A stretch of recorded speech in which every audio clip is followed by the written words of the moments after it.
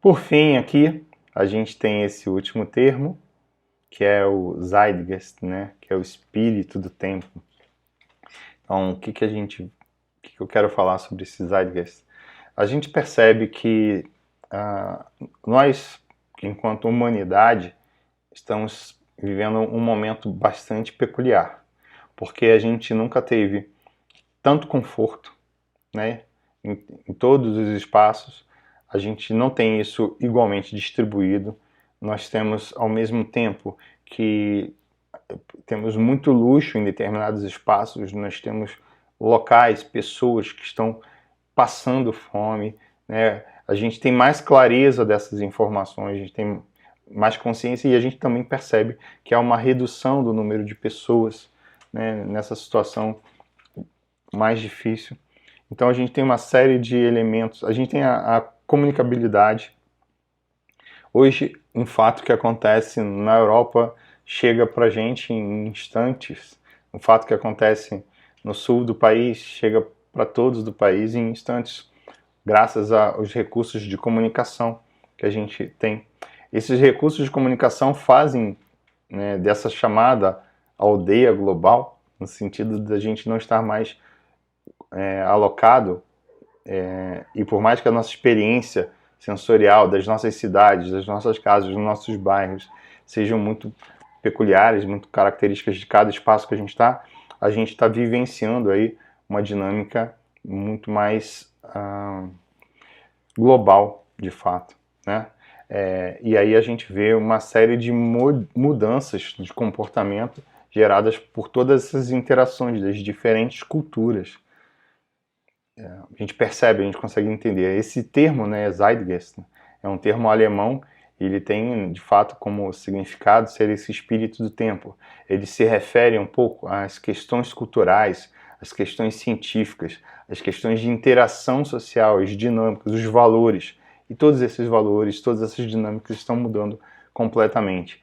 A gente parar para pensar e refletir qual era o espírito do tempo de 10 anos atrás, qual é o espírito do tempo de hoje, mudou, né? A verdade é essa, mudou e a tendência é mudar e está mudando cada vez mais rápido. A gente percebe uma preocupação, por exemplo, nesse sentido do Zeitgeist, que é uma visão mais holística, a gente percebe uma preocupação com o meio ambiente, uma preocupação com o uso de recursos, uma preocupação com a escassez, com a finitude dos elementos que a gente tem no nosso planeta. Então, faz com que a gente, enquanto profissional que atua na formação das novas gerações, precise dar ciência a esses jovens do desafio que está posto para eles, para a construção para frente.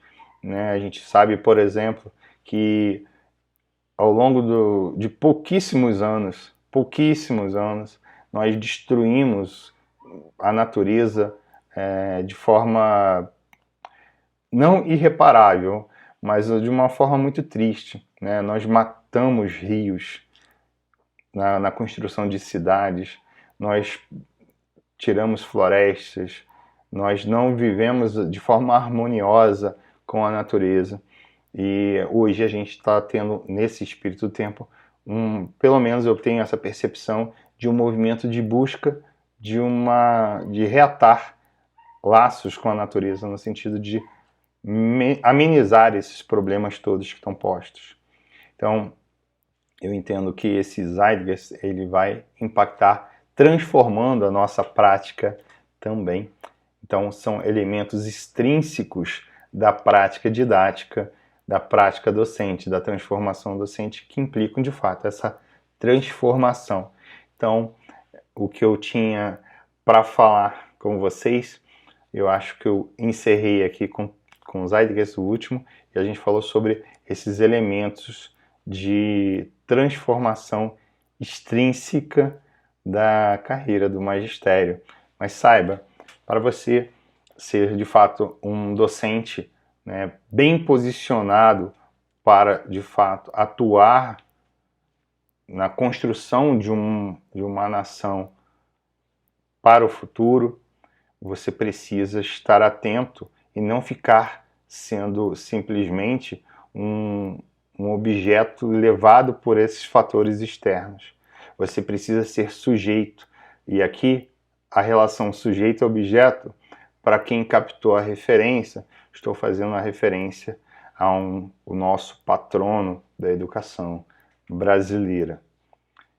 Ele coloca, né, que ele, ao identificar a posição de quem ensina e quem aprende, ora sendo sujeito, ora sendo objeto, você de fato exerce a sua profissão em plenitude. Então, para que a gente possa de fato ser não apenas objeto, mas ser sujeito, a gente tem que estar consciente de todos esses elementos, os fatores que são extrínsecos, que vão gerar modificações na nossa prática, e os valores intrínsecos. Eu ainda teria um outro fator extrínseco que eu estou lembrando aqui agora, mas esse vai ficar para um próximo vídeo. Espero que esse de hoje tenha trazido elementos e reflexões bacanas para vocês. Te agradeço aí mais uma vez por estar aqui acompanhando comigo, e se você gostou, comenta, compartilha, vê aí o que tem de interessante, se você quer que eu comente alguma coisa especificamente para a gente aprofundar as nossas relações. É um grande prazer fazer parte dessa sua transformação docente, assim como você faz parte da minha transformação docente. Espero você até o próximo vídeo. Tchau, tchau.